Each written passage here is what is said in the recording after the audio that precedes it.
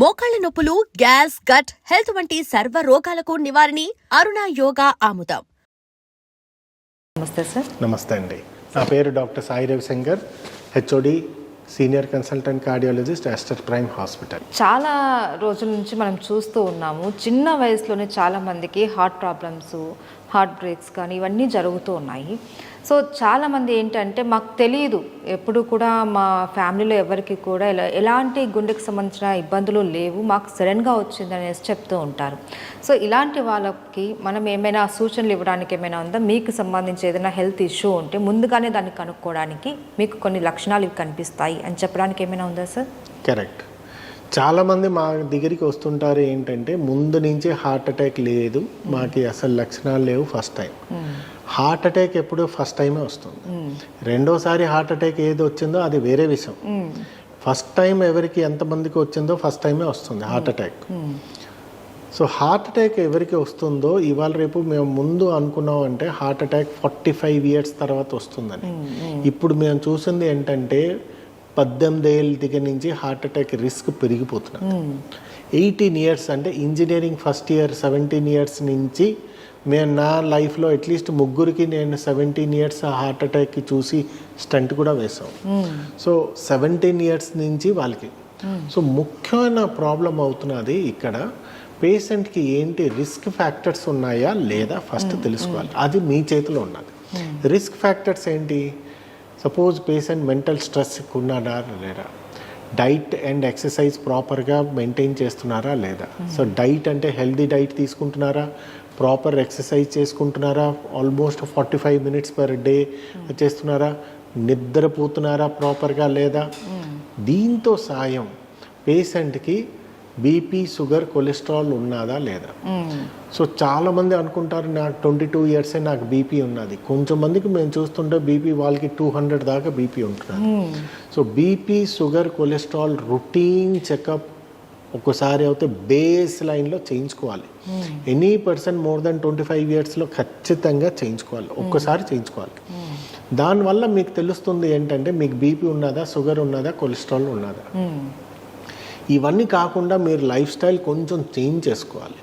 చేసుకుంటే డెఫినెట్లీ మీకు తెలుస్తుంది. రొటీన్ కార్డియాక్ చెకప్ అంటారు. అంటే ఒక ఈసీజీ, ఇకోకార్డియోగ్రఫీ, ట్రెడ్మిల్ టెస్ట్.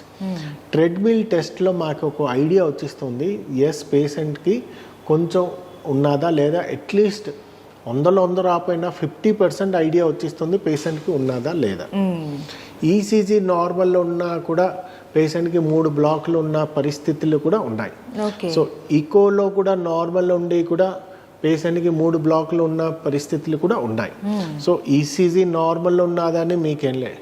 సో ముఖ్యం అవుతున్నది లక్షణాలు. సో సిమ్టమ్స్ ఏది ఉన్నదో క్లినికల్ సిమ్టమ్స్, టిపికల్ ఎంజైనా అంటారు. మా సైంటిఫిక్ వర్డ్లో చెస్ట్ పెయిన్కి ఎంజైనా అంటారు. Typical chest pain or angina అంటే ఒక పేషెంట్ కొంచెం నడుస్తే నొప్పి వస్తుంది, కూర్చుంటే తగ్గిపోతుంది.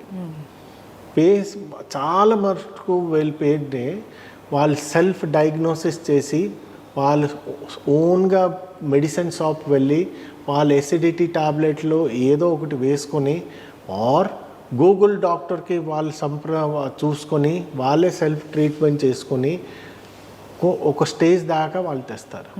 సో ఆ లక్షణాలు ఏది ఉంటుందో నొప్పికి కొన్ని టాబ్లెట్ వేసుకుంటే తగ్గిపోతుంది, మళ్ళీ నొప్పి వస్తుంది. సో దానికి ఏదైనా కొంచెం ఉంటే నియరెస్ట్ డాక్టర్కి వెళ్ళండి. అది సిమ్టమ్స్ ప్రాపర్గా ఎంజైనావా కాదా తెలుస్తుంది. సో దీనివల్ల మీరు లైఫ్ స్టైల్ చేంజెస్ చేసుకోవాలి.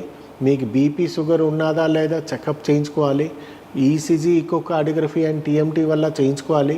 దీనివల్ల at least 50 to 60% patients heart attack అయ్యి డేంజరస్గా ప్రాణంకి కోల్పోకుండా మేము ముందు జాగ్రత్తగా మేము ముందుగా ప్రివెంటివ్గా ఇది మేము తెలుసుకోవచ్చు.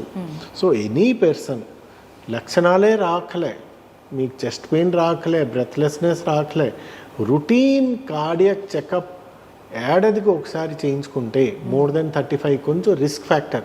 ఎవరో ఒకటి స్మోకింగ్ చేస్తుంటారు, చాలా అసలు ఎక్సర్సైజ్ చేయరు, ఇట్లాంటి వాళ్ళు రెగ్యులర్ చెకప్ చేయించుకుంటేనే మంచిది.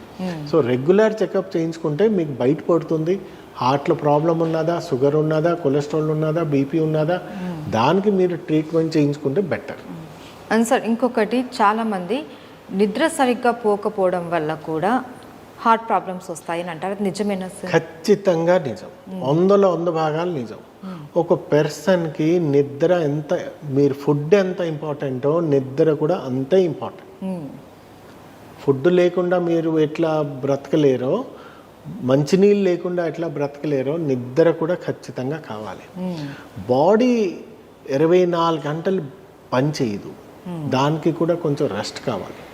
రెస్ట్ చేసుకుంటేనే బాడీ అవుతుంది, లేదు అంటే డెఫినెట్లీ బాడీ పాడవుతుంది. సో నిద్ర వల్ల ఏంటవుతుందంటే, నిద్ర 2 రకాలు ఉంటాయి, REM sleep, NREM sleep. REM sleep వల్ల మీ బాడీలో ఏది ఉంటుందో నార్మలీ హోల్ మెటబాలిజం అంతా చేంజ్ అవుతుంది, హార్మోనల్ లెవెల్ అంతా టోటలీ నిద్ర పోతే చేంజ్ అయిపోతుంది. సో నిద్ర వల్ల ఆర్ఈఎం అండ్ ఎన్ఆర్ఈఎం స్లీప్ అంటే డీప్ స్లీప్ ఏదంటారో అట్లీస్ట్ అది ఒక 5 to 6 అవర్స్ కావాలి. REM sleep 1 or 2 hours. So minimum 7 hours కావాలి బాడీకి ఉంటే. దాంట్లో హార్మోనల్ లెవెల్ బ్యాలెన్స్ అయ్యి మీకు బీపీ అవని, షుగర్ అవని, హార్ట్ అటాక్, బ్రెయిన్ స్ట్రోక్ ఇవన్నీ కంట్రోల్ అయిపోతుంది. సో నిద్ర ఖచ్చితంగా ఒక మనిషికి కావాలి. 7 అవర్స్ ఆఫ్ నిద్ర, సౌండ్ స్లీప్ కావాలి. చేస్తుంటే చాలా మందికి మేము చూసాము, నిద్ర లేకుండా కూడా హార్ట్ అటాక్ కూడా చాలా, అంటే అది ఒక రోజు కాదు, కంటిన్యూస్గా కొన్ని నెలలు పెట్టి ప్రాపర్ స్లీప్ లేదనుకోండి, patient definitely prone for heart attack. అంటే ఇప్పుడు నిద్ర గురించి మాట్లాడుతున్నాం కాబట్టి ఇంకొక డౌట్స్, కొంతమందికి నైట్ షిఫ్ట్స్ ఉంటాయి, వాళ్ళు నైట్ మొత్తం మేల్కొని వర్క్ చేసుకోవాల్సిన అవసరం ఉంటుంది. వాళ్ళు డే టైంలో కనుక ప్రాపర్ స్లీప్ పడుకున్నా కూడా ఇలాంటి ప్రాబ్లమ్స్ ఏమైనా వస్తాయా? డే టైంలో ఒకవేళ మీరు అంటే 7 to 8 అవర్స్ పడుకుంటే సరిపోతుందా? ఇప్పుడు ఒక నిద్ర రావాలి అంటే మా హోల్ సృష్టించింది ఏంటంటే రాత్రిపూట నిద్ర వస్తుంది. మెలటోనిన్ అని ఒక బ్రెయిన్ స్టిమ్యులేషన్. సో మీరు ఇప్పుడు లైట్ ఉన్నది అనుకోండి, చాలా నిద్ర రాదు. అది not because of hormonal level, melatonin levels అది ఏదో ఉంటుందో అది నాకు తగ్గిపోతుంది లైట్ వల్ల. లైట్ బంద్ చేస్తే మెలటోనిన్ ఎక్కువ అయింది అనుకోండి, నిద్ర వస్తుంది. సో ఎవరైనా నైట్ డ్యూటీ షిఫ్ట్ ఉన్నారా, ఓకే, పొద్దున్న అట్లీస్ట్ వితౌట్ అసలు లైట్ కొంచెం లేకుండా డార్క్ చేసుకొని వాళ్ళు 7 అవర్స్ సౌండ్ స్లీప్ పడుకున్నారా, as good as night. So circadian rhythm ఏదో అది చేంజ్ అవుతుంది. సడన్గా ఒకరోజు రాత్రి ఒకరోజు పొద్దున్న లేకుండా కంటిన్యూస్ పొద్దున్నే పడుకున్నారు అనుకోండి, that is fine, okay, that is అసలు ఏం ప్రాబ్లం లేదు. సో మెలటోనిన్ లెవెల్ కొంచెం పెరుగుతుంది, ఎందుకంటే ఈ లైట్స్ ఉండదు, సన్లైట్ ఉండదు, ఉండిపోతే డెఫినెట్లీ మెలటోనిన్ లెవెల్ అవుతుంది. సో వాళ్ళు పొద్దున్న పడుకున్న 7 hours is fine. Okay, thank you so much.